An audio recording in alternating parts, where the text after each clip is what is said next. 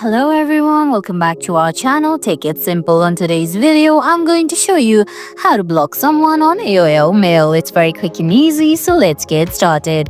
First of all, open your preferred web browser, then type in mail.aol.com.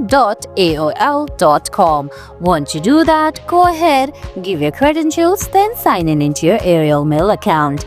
Now go ahead and tap on the letters on the top right corner, then select Request Desktop Website. Once you do that, your screen should somewhat look like this. Now from there, tap on Inbox. Once you tap on Inbox, you're gonna see few emails. Now select the empty box beside the sender that you want to block, then scroll.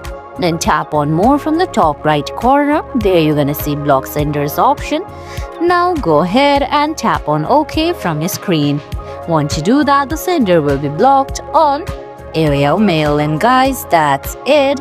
That's how you block someone on AOL Mail. I hope you found this video helpful. If you did, please give it a thumbs up, leave a comment, subscribe to our channel and hit that bell icon.